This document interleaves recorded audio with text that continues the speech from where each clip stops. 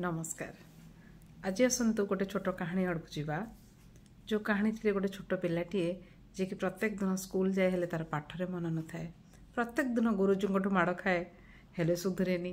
तार खाली खेल कूद मौज मजलिस मन। गुरुजी ताको बाड़े बाड़े थकी गलानी। से पाठरे जमा ध्यान देनी। दिनकर घटना ताको पाठ पढ़ाइया किसी लिखा से किसी करेनि।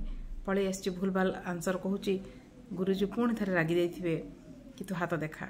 गुरुजी हेठू 5 जण उठे बाड़ी उठे ता हाथ को माड़ देवे बोली बाड़टा रही जाइए। से अचानक से कहते मु ते कहीं बाड़ौची तो हाथ में विद्यारेखा ही नहीं, तोर पाठ ही हबार नहीं, ते वृथाटे जहाँ मुझे आज बाड़ूली आज मुझे बाड़ेबी। पिलाटा हतबाक हो चाहिए कहीं माड़ देले जी कष्ट हो नाला गुरुजी आज बाड़ौ ना कहीं पाखे विद्यारेखाटा नहीं। माड़ नहबाटा ही बेसी अपमान बोध होता कि गुरुजी मत बाड़ेबी आउ पचारि सी मत बाड़ेबी आपण।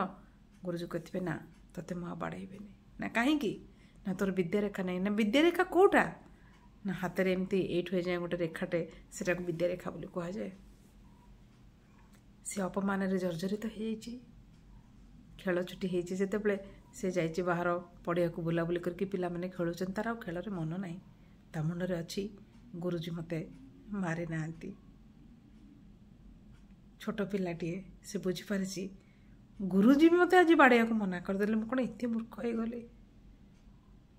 सी कौन कर गोटे खपराटे धरिक आसिक कोरी हाथ में विद्यारेखाटे सृष्टि कर हाथ में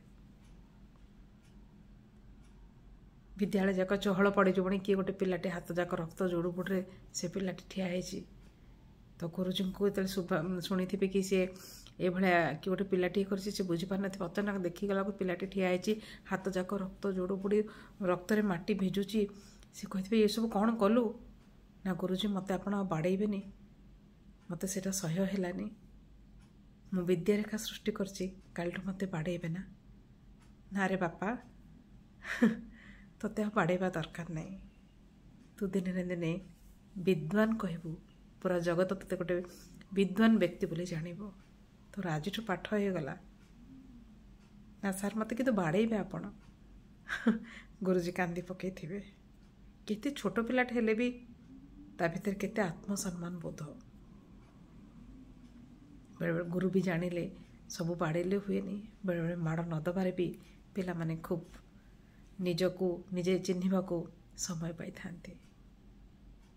गुरुजी ताको कुंडेकी खूब कांदी थे कहते तोर आज विद्या हो गला तू आ विद्या चिंता करना मु ते कहीदेली तू विद्वान थे विश्व दरबार रे निजर परिचय निजे सृष्टि करू।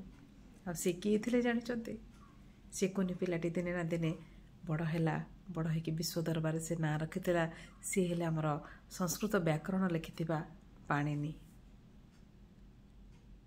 तो देखंतु निजर भाग्य निजे सृष्टि करने को पड़ी थाए संघर्ष करने को पड़ी थाए